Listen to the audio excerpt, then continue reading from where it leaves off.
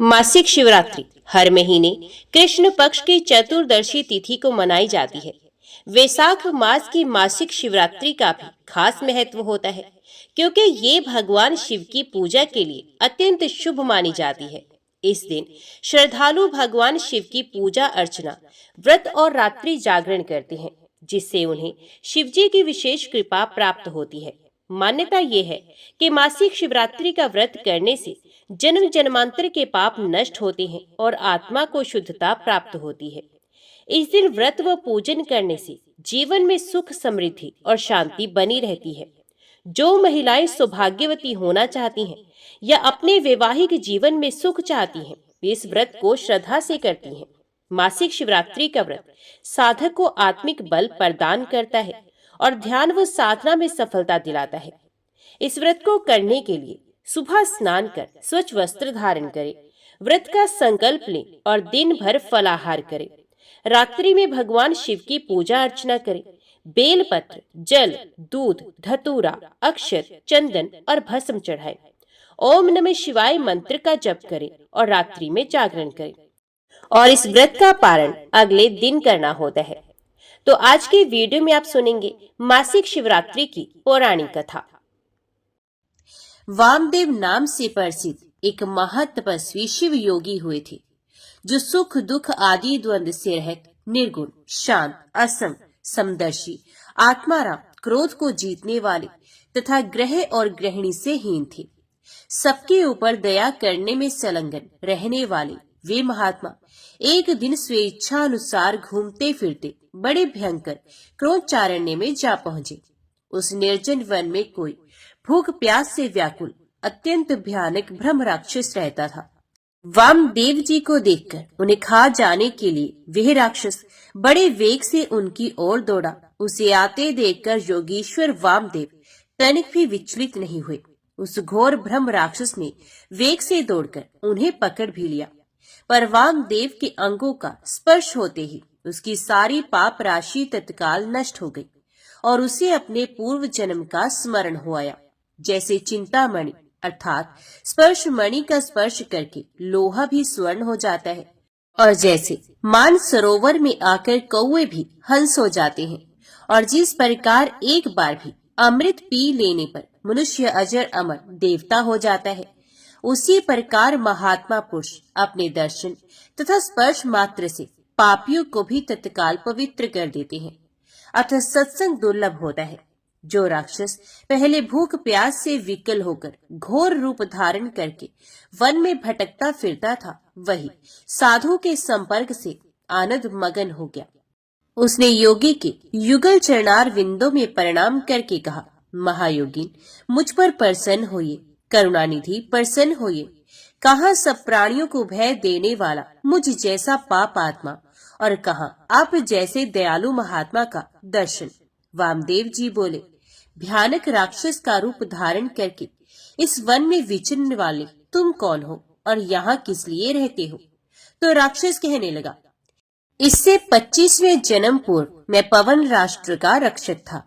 उस समय मेरा नाम दुर्जय था। मैं बड़ा पापी और स्वेच्छाचारी था। प्रतिदिन नई नई स्त्री का उपभोग करने की इच्छा रखता था। नित्य एक एक स्त्री को भोग कर छोड़ देता और उसे घर के भीतर रखकर अन्य स्त्रियों का अपहरण करवाता था। मेरे द्वारा भोगी हुई वे स्त्रियां घर के भीतर बंद रहकर दिन रात शोक में डूबी रहती थी।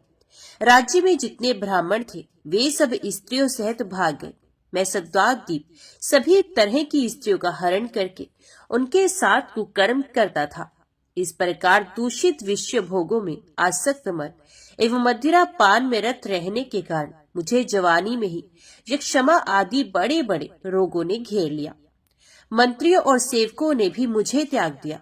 अंत में अपने ही कर्म के कारण मैं मारा गया। जो मनुष्य धर्म से भ्रष्ट हो जाता है उसकी आयु नष्ट हो जाती है, अपयश बढ़ता है, भाग्यहीन होता है और वे अत्यंत दुर्गति में पड़ता है, तथा उसके पूर्वज पितृ स्वर्ग से निश्चित ही गिर जाते हैं। मृत्यु के बाद यमराज के दूत मुझे यमलोक में ले गए। वहां मैं भयंकर नरक कुंडों में डाल दिया गया। उस कुंड के भीतर यमदूतों से पीड़ित होकर मुझे 30,000 वर्षों तक रहना पड़ा। इसके बाद बचे हुए पाप के फलस्वरूप मैं निर्जन वन में भूख प्यास से विकल पिशाच हुआ। पिशाच योनि में मैंने एक दिव्य 100 वर्ष व्यतीत किए।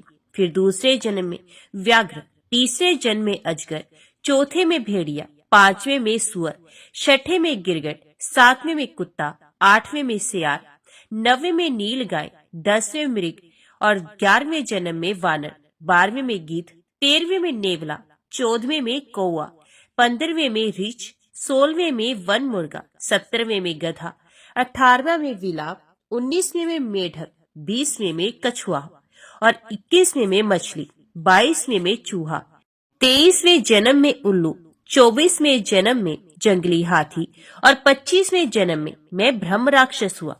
इस समय आपके शरीर के स्पर्श मात्र से पूर्व जन्म की स्मृति जाग उठी है। आपके संग से मेरे मन में वैराग्य एवं प्रसन्नता हुई है। महामते, ऐसा प्रभाव आपको कैसे प्राप्त हुआ? तब वामदेव जी बोले, यह मेरे शरीर में लगे हुए भस्म का महान प्रभाव है। भगवान शंकर के सिवा दूसरा कौन है जो भस्म की शक्ति को जानता हो? महादेव जी का जैसा महात्म्य है वैसा ही भस्म का भी है। भस्म के सर्ग से तुम्हारी बुद्धि भी निर्मल हो गई, अतः तुम भी श्रद्धा से पवित्र त्रिपुंड धारण करो। महातपस्वी शिव योगी वामदेव ने इस प्रकार भस्म का महात्म्य बतलाकर भस्म को अभिमंत्रित करके उसे घोर ब्रह्म राक्षस को दे दिया। उसे ब्रह्म राक्षस ने अपने ललाट में त्रिपुंड धारण किया और उसके प्रभाव से वह तत्काल ब्रह्म राक्षस शरीर का त्याग करके दिव्य स्वरूप से सुशोभित होने लगा। उसने भक्ति पूर्वक गुरु वामदेव की परिक्रमा की और दिव्य विमान पर बैठकर पुण्य लोक को प्रस्थान किया। वहाँ योगी वामदेव साक्षात शिव की ही तरह पुण्य संसार में भ्रमण करने लगे। श्री सूत जी कहते हैं, श्रद्धा ही संपूर्ण धर्मों के लिए अत्यंत हितकर है। श्रद्धा से ही मनुष्य को दोनों लोकों में सिद्धि की प्राप्ति होती है। श्रद्धा से भजन करने वाले पुरुष को पत्थर की मूर्ति भी फल देने वाली होती है। श्रद्धा भक्ति से पूजा करने पर अज्ञानी गुरु भी सिद्धिदायक हो जाता है। श्रद्धा से जप किया हुआ मंत्र अव्यवस्थित होने पर भी फल देता है और फलदाता बनता है। श्रद्धा से पूजा करने पर देवता नीच पुरुष को भी फल देने वाले होते हैं। अश्रद्धा से की हुई पूजा, दान, यज्ञ, तप और व्रत सभी निष्फल होते हैं। मंत्र, तीर्थ, ब्राह्मण, देवता, ज्योतिषी, औषधि तथा गुरु में जिसकी जैसी भावना होती है उसे वैसे ही सिद्धि प्राप्त होती है। इसके विषय में एक अत्यंत अद्भुत उपाख्यान बताया जाता है, जिसके श्रवण से सब मनुष्यों की अज्ञानता, अश्रद्धा तत्काल ही नष्ट हो जाती है। पूर्व काल में किसी वन में एक भील रहता था जिसका नाम था गुरुध्रुव। उसका कुटुंब बड़ा था तथा वे बलवान और क्रूर स्वभाव का होने के साथ ही क्रूरतापूर्ण कर्म में तत्पर रहता था। वह प्रतिदिन वन में जाकर मृगों को मारता और वहीं रहकर नाना प्रकार की चोरियां करता था। उसने बचपन से ही कभी कोई शुभ कर्म नहीं किया था। इस प्रकार वन में रहते हुए उस दुरात्मा भील का बहुत समय बीत गया। तदंतर एक दिन बड़ी सुंदर एवं शुभ कारक शिवरात्रि आई, किंतु वह दुरात्मा घने जंगल में निवास करने वाला था, इसलिए उस व्रत को नहीं जानता था। उसी दिन उस भील के माता पिता और पत्नी ने भूख से पीड़ित होकर उससे याचना की, वनेचर हमें खाने को दो। उनके इस प्रकार याचना करने पर वह तुरंत धनुष लेकर चल दिया और मृगों के शिकार के लिए सारे वन में घूमने लगा। दैव योग से उसे उस दिन कुछ भी नहीं मिला और सूर्य अस्त हो गया। इससे उसको बड़ा दुख हुआ और वे सोचने लगा, अब मैं क्या करूं, कहाँ जाऊं? आज तो कुछ नहीं मिला। घर में जो बच्चे हैं उनका तथा माता पिता का क्या होगा? मेरी जो पत्नी है उसकी भी क्या दशा होगी? अतः मुझे कुछ लेकर ही घर जाना चाहिए, अन्यथा नहीं। ऐसा सोचकर वे व्याध एक जलाशय के समीप पहुंचा और जहां पानी में उतरने का घाट था वहां जाकर खड़ा हो गया। वे मन ही मन ये विचार करता था कि यहाँ कोई न कोई जीव पानी पीने के लिए अवश्य आएगा। उसी को मारकर कृत्य हो उसे साथ लेकर प्रसन्नता पूर्वक घर को जाऊंगा। ऐसा निश्चय करके वह व्याध एक बेल के पेड़ पर चढ़ गया और वहीं जल साथ लेकर बैठ गया। उसके मन में केवल यही चिंता थी कि कब कोई जीव आएगा और कब मैं उसे मारूंगा। इसी प्रतीक्षा में भूख प्यास से पीड़ित हो वे बैठा रहा। उस रात के पहले पहर में एक प्यासी हरिणी वहां आई, जो चकित होकर जोर जोर से चौकड़ी भर रही थी। उस मृगी को देखकर व्याध को बड़ा हर्ष हुआ और उसने तुरंत ही उसके वध के लिए अपने धनुष पर एक बाण का संधान किया। ऐसा करते हुए उसके हाथ के धक्के से थोड़ा सा जल और बिलपत्र नीचे गिर पड़े। उस पेड़ के नीचे शिवलिंग था। उक्त जल और बिलपत्र से शिव की प्रथम पहर की पूजा संपन्न हो गई। उस पूजा के महात्म्य से उस व्याध का बहुत सा पातक तत्काल नष्ट हो गया। वहां होने वाली खड़खड़ाहट की आवाज को सुनकर हरिणी ने भय से ऊपर की ओर देखा। व्याध को देखते ही वे व्याकुल हो गई और बोली, हे व्याध, तुम क्या करना चाहते हो? मेरे सामने सच सच बताओ। हरिणी की वह बात सुनकर व्याध ने कहा, आज मेरे कुटुंब के लोग भूखे हैं, अतः तुमको मारकर उनकी भूख मिटाऊंगा, उन्हें तृप्त करूंगा। व्याध का वह दारुण वचन सुनकर तथा जिसे रोकना कठिन था, उस दुष्ट भील को बाण ताने देखकर मृगी सोचने लगी कि अब मैं क्या करूं, कहाँ जाऊं, अच्छा कोई उपाय रचती हूँ। ऐसा विचार कर उसने वहां इस प्रकार कहा, भील, मेरे मांस से तुमको सुख होगा। इस अनर्थकारी शरीर के लिए इससे अधिक महान पुण्य का कार्य और क्या हो सकता है। उपकार करने वाले प्राणी को इस लोक में जो पुण्य प्राप्त होता है, उसका 100 वर्षों में भी वर्णन नहीं किया जा सकता। परंतु इस समय मेरे सब बच्चे मेरे आश्रम में ही हैं। मैं उन्हें अपनी बहन को अथवा स्वामी को सौंपकर लौट आऊंगी। वनेचर, तुम मेरी इस बात को मिथ्या न समझो। मैं फिर तुम्हारे पास लौट आऊंगी, इसमें संशय नहीं है। सत्य से ही धरती टिकी हुई है, सत्य से ही समुद्र अपनी मर्यादा में स्थित है और सत्य से ही निर्झरों से की धाराएं गिरती रहती हैं। सत्य में ही सब कुछ स्थित है। मृगी के ऐसा कहने पर जब व्याध ने उसकी बात नहीं मानी, तब उसने अत्यंत विस्मित एवं भयभीत होकर पुनः इस प्रकार कहना आरंभ किया, हे व्याध, सुनो, मैं तुम्हारे सामने ऐसी शपथ खाती हूँ जिससे घर जाने पर मैं अवश्य तुम्हारे पास लौट आऊंगी। ब्राह्मण यदि वेद बेचे और तीनों काल संध्या न करे तो उसे जो पाप लगता है, पति की आज्ञा का उल्लंघन करके स्वेच्छानुसार कार्य करने वाली स्त्रियों को जिस पाप की प्राप्ति होती है, किए हुए उपकार को ना मानने वाले, भगवान शंकर से विमुख रहने वाले, दूसरों से द्रोह करने वाले, धर्म को लांघने वाले तथा विश्वासघात और छल करने वाले लोगों को जो पाप लगता है, उसी पाप से मैं भी लिप्त हो जाऊं यदि लौटकर यहाँ न आऊं। इस तरह अनेक शब्द खाकर जब मृगी चुपचाप खड़ी हो गई, तब उस व्याध ने उस पर विश्वास करके कहा, अच्छा, अब तुम अपने घर को जाओ। तब वह मृगी बड़े हर्ष के साथ पानी पीकर अपने आश्रम मंडल में गई। इतने में ही रात का फिर पहला प्रहर व्याध के जागते ही जागते बीत गया। तब उस हिरणी की बहन दूसरी मृगी, जिसका पहली ने स्मरण किया था, उसी की राह देखती हुई जल पीने के लिए वहां आ गई। उसे देखकर भील ने स्वयं बाण को तरकस से खींचा।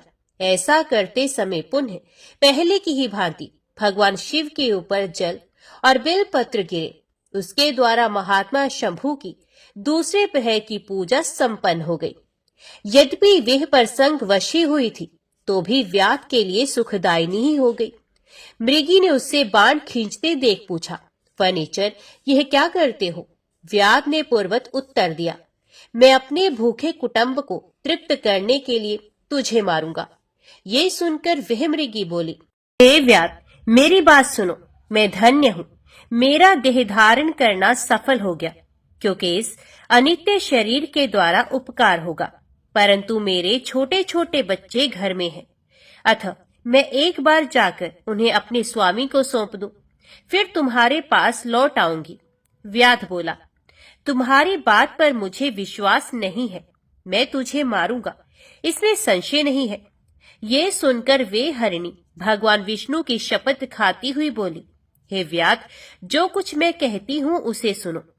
यदि मैं लौटकर ना आऊं तो अपना सारा पुण्य हार जाओ, क्योंकि जो वचन देकर उससे पलट जाता है ये अपने पुण्य को हार जाता है।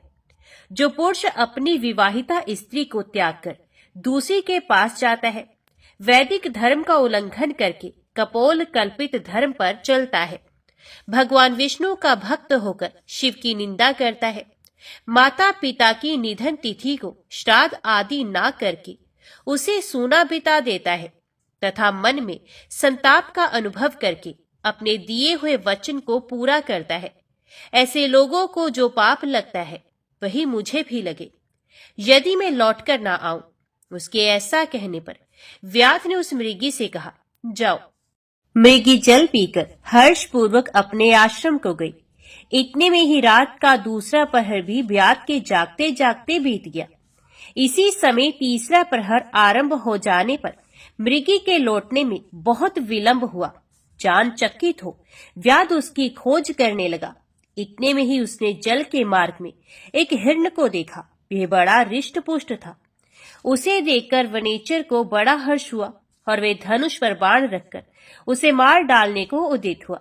ऐसा करते समय उसके प्रारब्धवश कुछ जल और बिलपत्र शिवलिंग पर जा गिरे। उससे उसके सौभाग्य से भगवान शिव की तीसरे प्रहर की पूजा संपन्न हो गई। इस तरह भगवान ने उस पर अपनी दया दिखाई। पत्तों के गिरने आदि का शब्द सुनकर उस मृग ने व्याध की ओर देखा और पूछा, क्या करते हो? तो व्याध ने उत्तर दिया, मैं अपने कुटुंब को भोजन देने के लिए तुम्हारा वध करूंगा।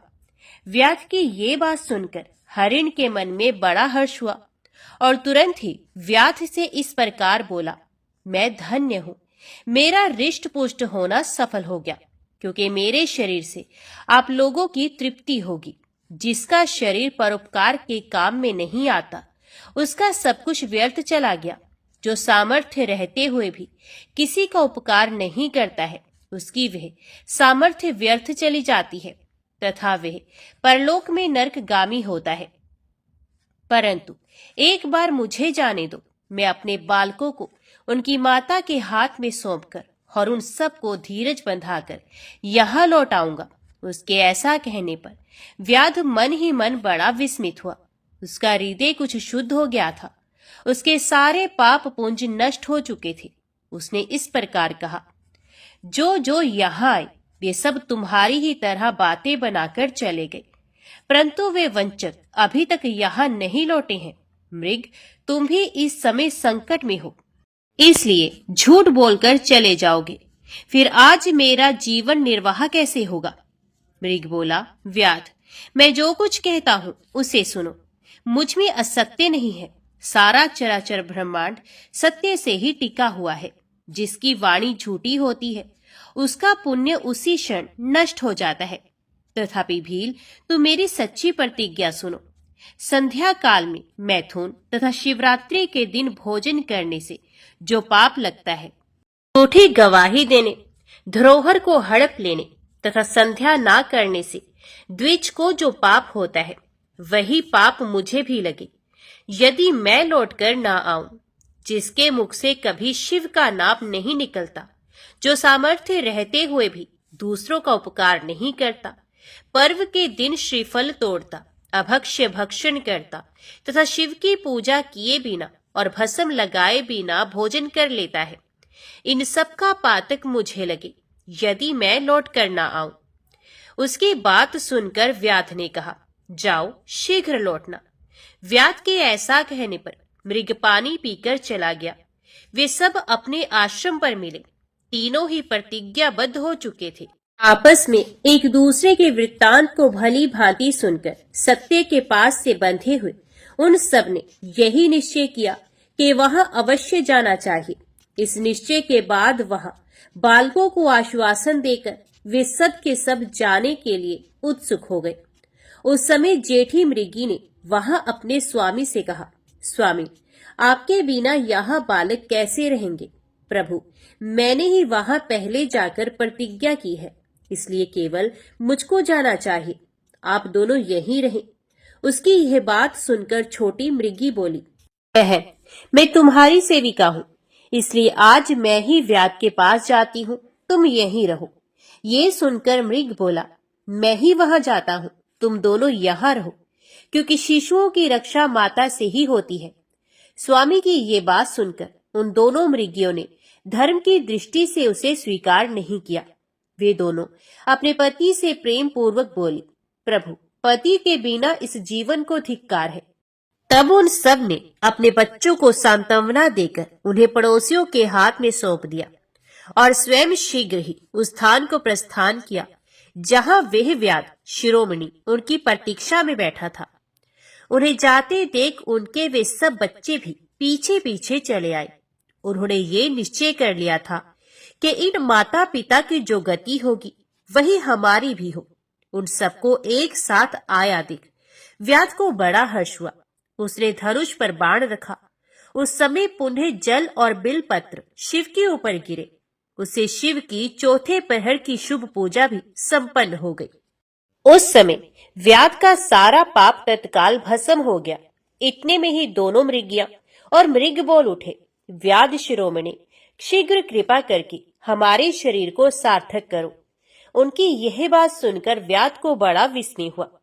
शिव पूजा के प्रभाव से उसको दुर्लभ ज्ञान प्राप्त हो गया और उसने सोचा, ये मृग ज्ञानहीन पशु होने पर भी धन्य है, सर्वथा आदरणीय है, क्योंकि अपने शरीर से ही परोपकार में लगे हुए हैं। मैंने इस समय मनुष्य जन्म पाकर भी किस पुरुषार्थ का साधन किया? दूसरे के शरीर को पीड़ा देकर अपने शरीर को पोसा है। प्रतिदिन अनेक प्रकार के पाप करके अपने कुटुंब का पालन किया है। हाय, ऐसे पाप करके मेरी क्या गति होगी, अथवा मैं किस गति को प्राप्त होऊंगा? मैंने जन्म से लेकर अब तक जो पातक किया है उसका इस समय मुझे स्मरण हो रहा है। मेरे जीवन को धिक्कार है, धिक्कार है। इस प्रकार ज्ञान संपन्न होकर व्याध ने अपने बाण को रोक लिया और कहा, श्रेष्ठ मृगो, तुम जाओ, तुम्हारा जीवन धन्य है। व्याध के ऐसा कहने पर भगवान शंकर तत्काल प्रसन्न हो गए और उन्होंने व्याध को अपने सम्मानित एवं पूजित स्वरूप का दर्शन कराया तथा कृपा पूर्वक उसके शरीर का स्पर्श करके उससे प्रेम से कहा, भील, मैं तुम्हारे व्रत से प्रसन्न हूँ, वर मांगो। व्याध भी भगवान शिव के उस रूप को देखकर तत्काल जीवन मुक्त हो गया और मैंने सब कुछ पा लिया, यो कहता हुआ उनके चरणों के आगे गिर पड़ा। उसके इस भाव को देखकर भगवान शिव भी मन ही मन बड़े प्रसन्न हुए और उसे गुह नाम देकर कृपा दृष्टि से देखते हुए उन्होंने उसे दिव्य वर दिए। शिव भगवान बोले, हे व्याध, सुनो, आज से तुम ऋग्वेदपुर में उत्तम राजधानी का आश्रय ले दिव्य भोगों का उपभोग करो। तुम्हारे वंश की वृद्धि निर्विघ्न रूप से होती रहेगी। देवता भी तुम्हारी प्रशंसा करेंगे। हे व्याध, मेरे भक्तों पर स्नेह रखने वाले भगवान श्री राम एक दिन निश्चय ही तुम्हारे घर पधारेंगे और तुम्हारे साथ मित्रता करेंगे। तुम मेरी सेवा में मन लगाकर दुर्लभ मोक्ष पा जाओगे। इसी समय वे सब मृग भगवान शंकर का दर्शन और प्रणाम करके मृग योनि से मुक्त हो गए तथा दिव्य देहधारी हो विमान पर बैठकर शिव के दर्शन मात्र से शाप मुक्त हो दिव्य धाम को चले गए। तब से अर्बुद पर्वत पर भगवान शिव व्याधेश्वर के नाम से प्रसिद्ध हुए, जो दर्शन और पूजन करने पर तत्काल भोग और मोक्ष प्रदान करने वाले हैं। वह व्याध भी उस दिन से दिव्य भोगों का उपभोग करता हुआ अपनी राजधानी में रहने लगा। उसने भगवान श्री राम की कृपा पाकर शिव का सायुज्य प्राप्त कर लिया। अनजाने में ही इस व्रत का अनुष्ठान करने से उसको सायुज्य मोक्ष मिल गया। फिर जो भक्ति भाव से संपन्न होकर इस व्रत को करते हैं वे शिव का शुभ सायुज्य प्राप्त कर लें, इसके लिए तो कहना ही क्या है। संपूर्ण शास्त्रों तथा अनेक प्रकार के धर्मों के विषय में भलीभांति विचार करके इस शिवरात्रि व्रत को सबसे उत्तम बताया गया। इस लोक में जो नाना प्रकार के व्रत, विविध तीर्थ, भांति भांति के विचित्र दान, अनेक प्रकार के यज्ञ, तरह तरह के तप तथा बहुत से जप है, वे सब इस शिवरात्रि व्रत की समानता नहीं कर सकते। इसलिए अपना हित चाहने वाले मनुष्यों को इस शुभतर व्रत का अवश्य पालन करना चाहिए। यह शिवरात्रि व्रत दिव्य है। इससे सदा भोग और मोक्ष की प्राप्ति होती है। यह शुभ शिवरात्रि व्रत व्रतराज के नाम से भी विख्यात है। ओम नमः शिवाय। हर हर महादेव। अब आपको सुनाते हैं एक ऐसी कहानी जिसे सुनकर आप जान जाएंगे कि पापी लोगों को पाप करते देखकर भी भगवान शिव मौन क्यों रहते हैं। एक बार की बात है, देवऋषि नारद नारायण का जाप करते हुए भगवान शिव के दर्शन की इच्छा से कैलाश पर्वत पर गए। देवऋषि को आया गया देखकर भगवान शिव बड़े प्रसन्न हुए और कहने लगे कि हे देवऋषि, आज अचानक किस कारण से कैलाश पर्वत पर आपका आगमन हुआ है। अवश्य कोई विशेष कार्य होगा जिसका भाग बनकर आप यहाँ पर आए हो। तब नारद जी कहने लगे कि हे भोलेनाथ, आप तो अंतर्यामी हैं, भला आपसे कोई बात कैसे छुपी रह सकती है। हम यहाँ पर किस लिए आए हैं आपको भली भांति पता है। फिर भी यदि आप पूछ रहे हैं तो हे प्रभु, आज मेरे मन में एक शंका उठ रही है। उसी शंका का समाधान करने के उद्देश्य से मैं आपके पास आया हूँ। प्रभु, कृपया मेरी इस शंका का समाधान कीजिए। भगवान शंकर कहते हैं, हे नारद, तुम्हारे मन में जो भी शंका हो, जो भी जिज्ञासा हो, निसंकोच होकर कहो। मुझे तुम्हारी इन शंकाओं का समाधान करके प्रसन्नता ही होगी, क्योंकि तुम्हारे सभी प्रश्न, तुम्हारी सभी जिज्ञासाएं लोकहित के लिए ही होती हैं। तब देवऋषि नारद ने भगवान से पूछा कि हे प्रभु, पापी लोगों को पाप करते देखकर भी भगवान चुप क्यों रहते हैं? उन्हें उसी समय दंड क्यों नहीं देते? भगवान शिव कहते हैं कि हे देवऋषि, आपने समस्त मानव जाति के कल्याण हेतु बहुत अच्छा प्रश्न किया है। जो मैं इस प्रश्न का उत्तर अब एक छोटी सी कथा के माध्यम से देना चाहता हूँ। इसलिए तुम इस कथा को ध्यान से और मन लगाकर सुनना। जो भी मनुष्य इस कथा को ध्यान और मन लगाकर सुनता है, वे अपने जीवन काल में कभी किसी बात को लेकर कभी पश्चाताप नहीं करता है। वह मनुष्य पाप रहित हो जाता है। ऐसा मनुष्य जान जाता है कि पापी लोगों को पाप करता देखकर भी भगवान मौन क्यों रहते हैं। अब भगवान शिव देवऋषि नारद को कथा सुनाना शुरू करते हैं। भगवान शिव कहते हैं, देवऋषि, प्राचीन समय की बात है। एक जंगल में मोर और मोरनी का जोड़ा रहा करते थे। वह दोनों पति पत्नी एक दूसरे से बड़ा प्रेम करते थे, एक दूसरे का बहुत आदर सम्मान करते थे। इस तरह उनका जीवन बड़े सुख और आराम से कट रहा था। उनके जीवन में कभी किसी प्रकार का कोई दुख नहीं था। फिर एक दिन की बात है कि मोरनी अपने पति मोर से कहने लगी कि सुनो जी, भगवान की जिंदगी कितनी सुखी है, कितनी आराम भरी है, क्योंकि इनका काम तो सिर्फ दुनिया को चलाना होता है और वे तो बैठे बैठे ही पूरी दुनिया को चलाते हैं। उन्हें तो कोई मेहनत का काम करना नहीं पड़ता है और उन्हें उनके भक्त अच्छे अच्छे भोग भी लगाते हैं। अच्छे अच्छे उन्हें पकवान भी खाने को मिल जाते हैं। उन्हें खुद से पकवान भी नहीं बनाने पड़ते। दूसरी ओर ये देखो, हमारा जीवन कितनी मुश्किलों से भरा है। हम रोज अपना दाना पानी लोगों से छुप छुप कर जंगलों में ढूंढते हैं। मोरनी की बात सुनकर मोर कहने लगा, प्रिय, ऐसा नहीं है। भगवान का काम बहुत कठिन है। भगवान को यह पूरी सृष्टि चलाने के लिए कड़ी मेहनत करनी पड़ती है। कण कण का ध्यान रखना पड़ता है। मैं तुम्हें एक कथा के माध्यम से समझाता हूँ, तब तुम्हें मेरी बात भी समझ में आ जाएगी। मोर मोरनी से कहता है कि सुनो, एक गांव की बात है। उस गांव में भगवान शिव का एक बहुत ही सुंदर मंदिर बना हुआ था। उस मंदिर के पास में ही छोटा सा भगवान भोलेनाथ का शिवलिंग भी था। उस मंदिर की देखभाल करने के लिए उसी गांव का भोला नाम का एक व्यक्ति सेवा में लगा हुआ था, जो सुबह शाम मंदिर की साफ सफाई किया करता और दोनों समय स्नान ध्यान करने के बाद भगवान शिव के मंदिर में दीप जलाकर पूजा करता था।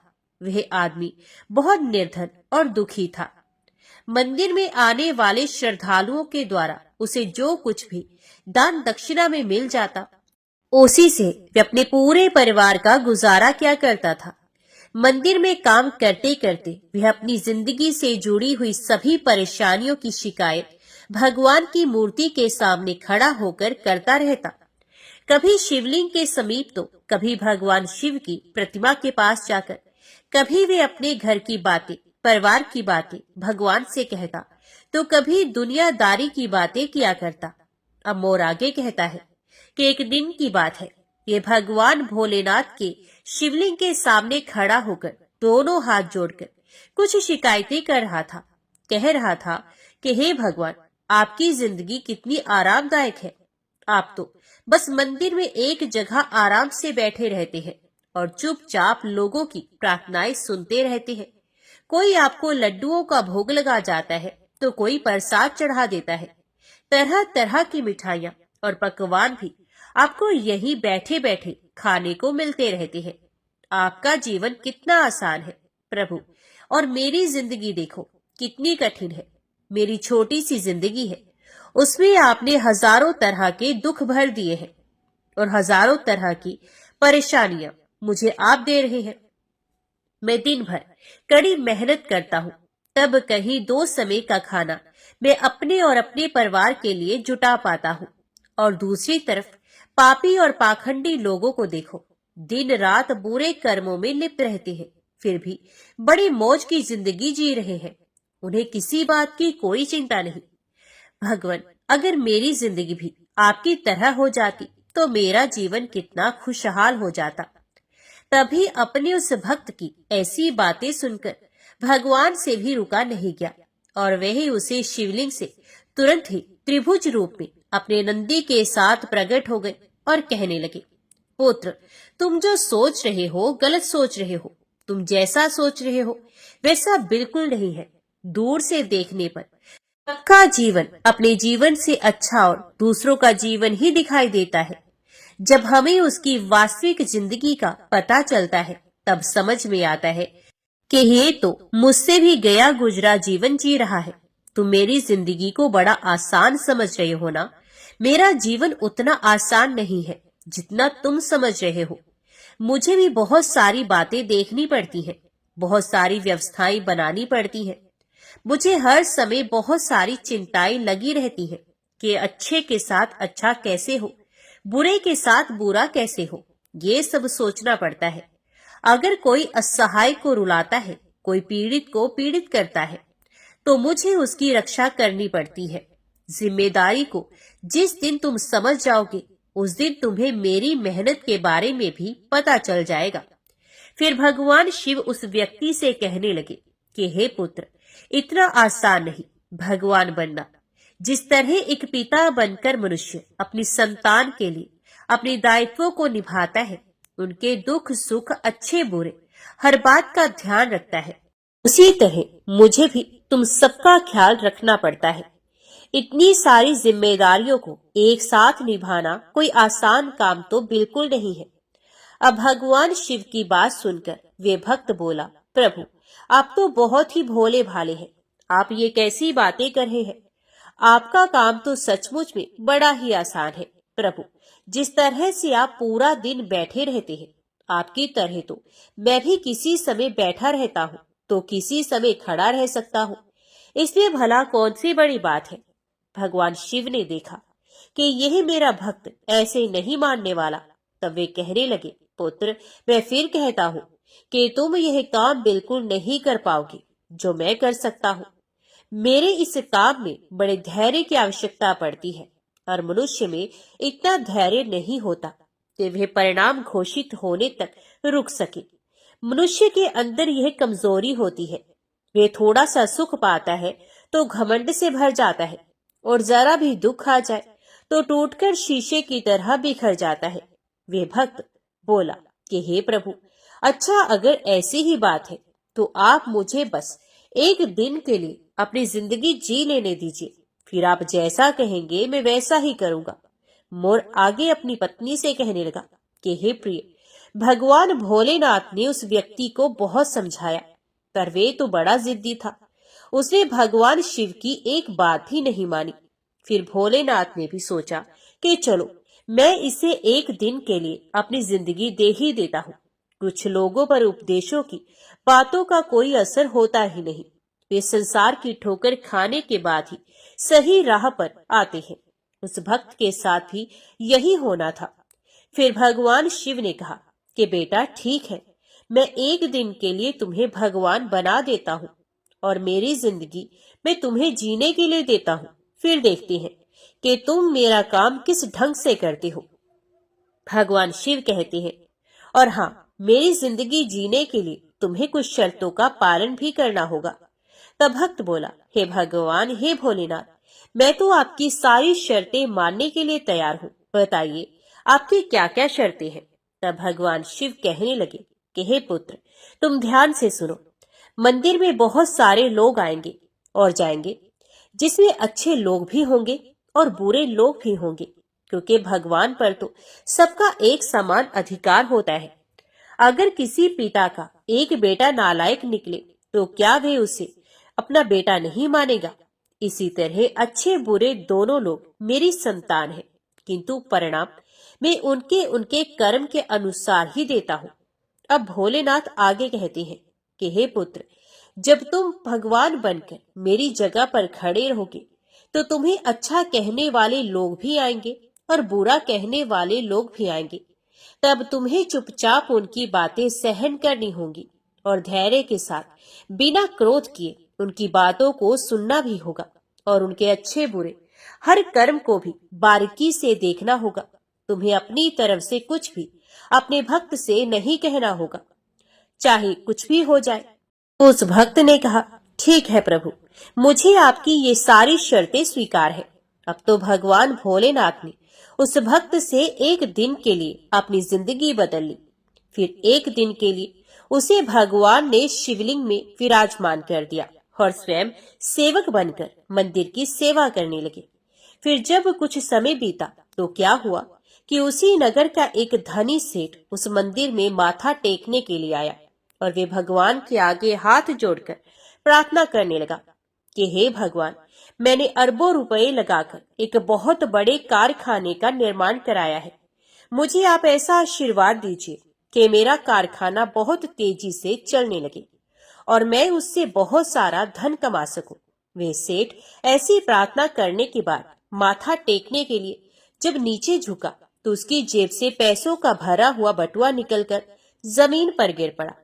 लेकिन सेठ को अपना बटुआ दिखाई नहीं दिया, जिससे वे वहां से उठकर जाने लगा। उधर शिवलिंग में विराजमान भगवान शिव का भक्त ये सब देख रहा था। उसने देखा कि अरे, सेठ का बटुआ तो यहीं पर गिर गया है। एक बार तो उसके मन में आया, क्यों ना वे सेठ को आवाज लगाकर उसे कह दे कि तुम्हारा बटुआ यहीं पर गिर गया है। लेकिन अगले ही क्षण उसे भगवान शिव की शर्त याद आ गई, इसलिए वे कुछ भी नहीं बोला, वहीं पर विराजमान रहा। भोलेनाथ ने कहा, चाहे अच्छा हो या बुरा हो, तुम्हें बिल्कुल नहीं बोलना है। यही सोचकर भगवान बना हुआ भक्त चुप रहा। तभी उस मंदिर में एक बहुत ही गरीब आदमी आया और वे भगवान भोलेनाथ के शिवलिंग के समीप खड़ा होकर कहने लगा, हे भगवान, मैं बहुत गरीब आदमी हूँ। इस गरीबी में बड़े दुख और कष्ट का जीवन जी रहा हूँ। अब तो परिवार का पेट पालना भी मुश्किल हो रहा है। घर पर बीमार माँ है, उसका इलाज कराने के लिए मेरे पास पैसे तक नहीं है। मैं कहाँ से व्यवस्था करूं? प्रभु, कुछ समझ नहीं आ रहा। आगे मेरा जीवन कैसे चलेगा? प्रभु, आज तो मेरे पास मात्र 10 रुपए हैं। इनसे ना तो एक समय का राशन आ पाएगा और ना ही मेरी माँ की दवाई। कुछ कृपा कर दो भोलेनाथ, ताकि मेरी जरूरतें पूरी हो जाए। ऐसा कहकर बड़े दुखी मन से वह आदमी जब मंदिर से बाहर जाने लगा, तभी उसकी नजर पैसों से भरे एक बटुए पर पड़ी। उसने वह बटुआ तुरंत उठा लिया और उसमें बहुत सारे पैसे देखकर वे मन ही मन खुश होने लगा और भगवान को धन्यवाद देने लगा कि हे भोलेनाथ, आप तो वास्तव में बड़े महान हो। आपने मेरी प्रार्थना इतनी जल्दी सुन ली। अब इन पैसों से मैं अपने परिवार के लिए राशन की व्यवस्था करूंगा और अपनी बीमार माँ का इलाज भी कराऊंगा। फिर उधर भगवान बनकर शिवलिंग में विराजमान भक्त सोचने लगा, अरे, ये बटुआ तो उस अमीर सेठ का है और ये गरीब आदमी इसे उठाकर ले जा रहा है। एक बार तो उसके मन में आया कि आवाज देकर इसे बता दूं कि ये बटुआ उसका नहीं बल्कि एक सेठ का है जो वे लेकर जा रहा है। लेकिन तुरंत ही उसे भगवान भोलेनाथ की शर्त याद आ गई, इसलिए वे चुपचाप रहा। अब गरीब आदमी के जाने के बाद मंदिर में एक व्यक्ति और आया। यह तीसरा व्यक्ति एक सैनिक था जो अगले ही दिन अपने राजा के साथ युद्ध करने के लिए जा रहा था। वह मंदिर में भगवान से प्रार्थना करने आया था कि हे भोलेनाथ, उसकी यात्रा सुरक्षित रहे और वे युद्ध के बाद सकुशल अपने घर अपने परिवारजनों के बीच लौट आए। वह सैनिक प्रार्थना कर ही रहा था कि इतने में ही वही व्यापारी अपने कुछ लोगों के साथ मंदिर में आया, जिसका पैसों से भरा हुआ बटुआ मंदिर में गिर गया था। जब सेठ ने उस सैनिक को वहां देखा तो उसने सोचा कि जरूर इसी ने मेरा बटुआ उठाया होगा। तब सेठ के कहने पर सेठ के लोगों ने उस सैनिक को पकड़ लिया और उसे पकड़कर ले जाने लगे। यह बात भगवान शंकर बने हुए उस भक्त को बिल्कुल भी सही नहीं लगी, क्योंकि वह सैनिक तो बिल्कुल निर्दोष था। बटुआ तो वह गरीब आदमी लेकर चला गया था। तब भगवान बने हुए भक्त को अपने सामने होता हुआ यह अन्याय का काम बिल्कुल पसंद नहीं आया और वे कहने लगा कि हे सेठ, तेरा बटुआ इसने नहीं चुराया है। तेरा बटुआ तो इसने पहले मंदिर में एक गरीब व्यक्ति आया था, उसने उठाया है। अब सेठ और उसके आदमी भला भगवान की बात क्यों ना मानते। उन्होंने तुरंत सैनिक को छोड़ दिया और उस गरीब आदमी को पकड़ लाए। उससे सेठ का बटुआ भी छीन लिया। तब वह बेचारा बड़ा निराश हुआ। उधर जब एक दिन का समय पूरा हुआ तो भगवान भोलेनाथ मंदिर में आए और उधर भगवान बने हुए उस भक्त ने पूरे दिन का घटनाक्रम भगवान भोलेनाथ को सुनाया और बड़े गर्व से कहा कि हे प्रभु, आज मैंने एक सैनिक के साथ हो रहे अन्याय को होने से रोक लिया। आपने देखा, एक दिन भगवान बनकर मैंने कितना महत्वपूर्ण काम किया है। तब भगवान शिव अपने भक्त की बातें सुनकर कहने लगे कि हे पुत्र, तुमने ये न्याय नहीं अन्याय किया है। तुमने उस गरीब आदमी को पकड़वाकर उसके परिवार के मुंह से भोजन का निवाला छीना है, उसकी बीमार माँ का इलाज होने से रोका है। कि तुमने बहुत बड़ा न्याय किया है। ये सेठ बड़ा धर्मी था, उसने पाप करके करोड़ों रुपए की यह दौलत जोड़ी है। गरीबों का पेट काटकर उनके साथ धोखा करके उसने उन पैसों को इकट्ठा किया है। अगर उसका बटुआ छूट गया था तो क्या हुआ, कम से कम किसी गरीब का तो उन रुपयों से कुछ भला हो जाता और सेठ के कुछ पाप भी कम हो जाते। तुमने उस सैनिक को बचाकर भी बहुत बड़ा अन्याय ही किया है। तुम्हें लगता है कि तुमने न्याय किया। वह सैनिक अपने राजा के साथ युद्ध में जाकर एक कमजोर देश का राज्य हड़पने वाला था। जानते हो उस युद्ध में कितने निर्दोष सैनिक मारे जाएंगे। तुमने उसे बचाकर बहुत बड़ा अन्याय किया है। भक्त को भोलेनाथ की इस बात को सुनकर बड़ा पश्चाताप हुआ। तब वे कहने लगा कि हे प्रभु, हे भोलेनाथ, मैं तो वही देख पा रहा था जो मेरी आंखों के सामने हो रहा था। उसके पीछे की सच्चाई कुछ और ही होगी, ये मैं नहीं देख पा रहा था। तब भक्त आगे कहने लगा, हे भोलेनाथ, दुनिया को तो सिर्फ आप ही चला सकते हैं, क्योंकि आप जीवन के हर पहलू को अच्छी तरह से देख सकते हैं, विचार कर सकते हैं, क्योंकि आप जो करते हैं वो अच्छा ही करते हैं। गलत तो हम हैं जो जीवन की वास्तविकता को समझ नहीं पाते और उससे पहले ही आप पर दोष लगा देते हैं।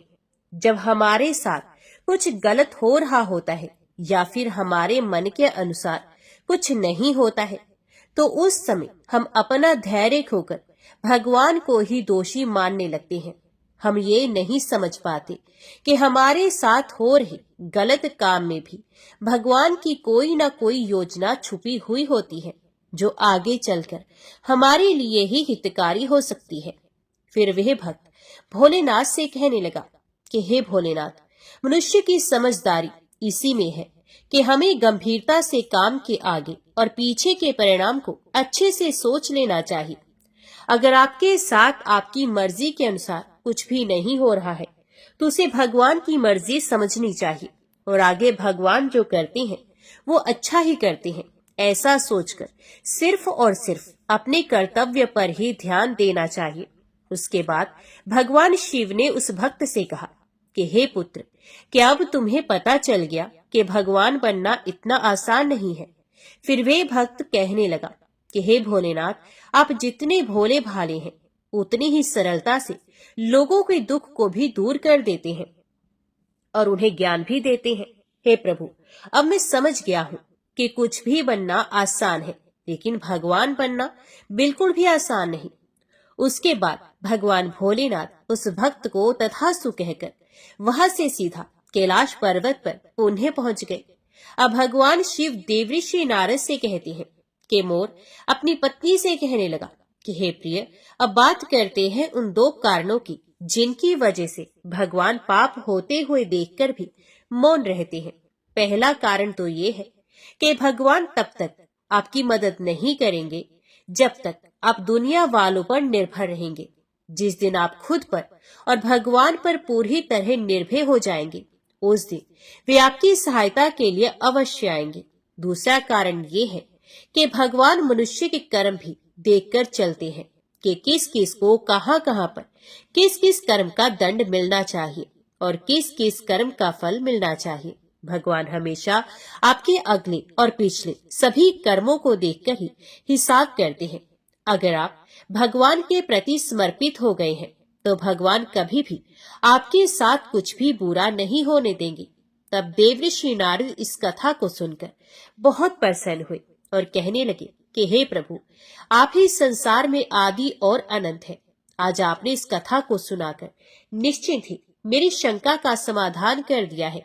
प्रभु, आपको बारंबार प्रणाम है। ऐसा कहकर नारायण नारायण कहते हुए देवऋषि नारद वहां से चले गए। ओम नमः शिवाय। हर हर महादेव।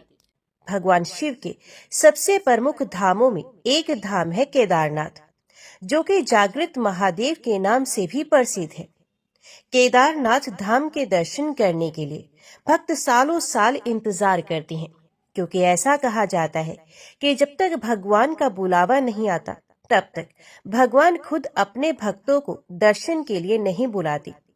तब तक भक्तों को उनके दर्शन करने का सौभाग्य प्राप्त ही नहीं होता। भगवान भोलेनाथ बहुत ही दयालु हैं और अपने भक्तों के लिए वे कुछ भी कर सकते हैं।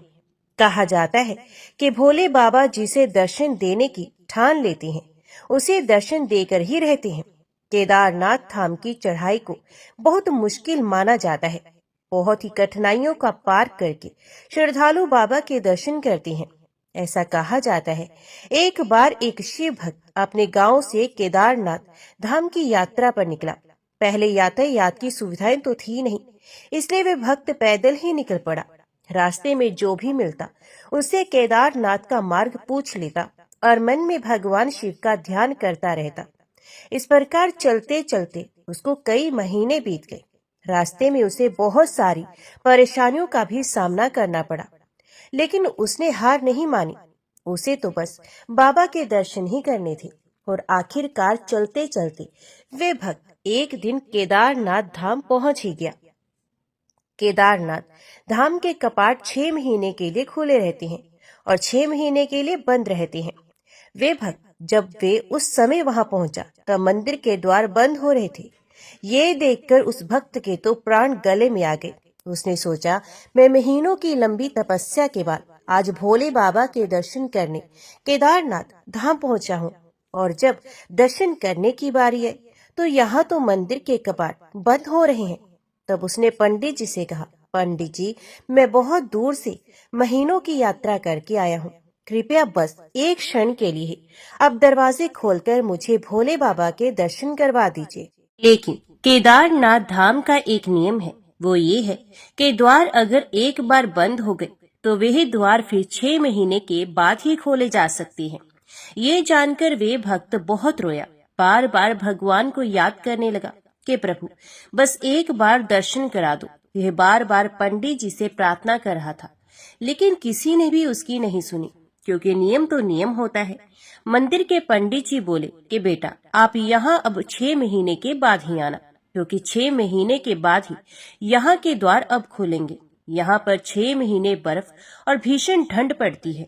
और ऐसा कहकर सभी लोग वहां से चले गए। वे भक्त वहीं पर बैठा रोता रहा। रोते रोते रात होने लगी और चारों तरफ अंधेरा छा गया। लेकिन उस भोले भक्त को विश्वास था कि भगवान शिव उसे दर्शन अवश्य देंगे, उस पर जरूर कृपा करेंगे। वे बहुत लंबे समय से भूखा और प्यासा भी था। बहुत जोर से उसे भूख प्यास लग रही थी। उसने सहसा किसी की आने की आहट सुनी। देखा कि सामने एक सन्यासी बाबा उसकी ओर ही आ रहे हैं। वे सन्यासी बाबा जब उसके पास आए तो आकर उसके पास में बैठ गए। ये देखकर सन्यासी बाबा ने उससे पूछा, बेटा तुम कहाँ से आए हो? भक्त ने सारा हाल उन बाबा को कह सुनाया और बोला, बाबा मेरा तो यहाँ पर आना ही व्यर्थ हो गया। बाबा जी ने उसे समझाया और खाने को भोजन दिया। फिर बहुत देर तक वे सन्यासी बाबा उस भक्त से बात करते रहे। बाबा जी को उस पर दया आ गई। फिर वह बोले, बेटा मुझे लगता है कि कल सुबह मंदिर जरूर खुलेगा और तुम दर्शन भी जरूर करोगे।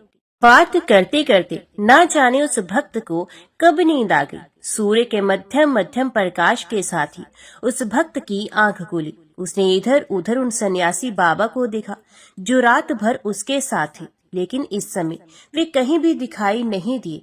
इससे पहले कि वे कुछ समझ पाता, उसने देखा कि सामने से ही पंडित जी आ रहे हैं। वे भी अपनी पूरी मंडली के साथ ढोल नगाड़े बज रहे हैं। ये देखकर उसने पंडित जी को प्रणाम किया। फिर बोला, पंडित जी कल तो आपने कहा था कि मंदिर अब 6 महीने बाद खुलेगा, इस बीच में कोई नहीं आएगा, लेकिन ये क्या, आप तो सुबह ही आ गए।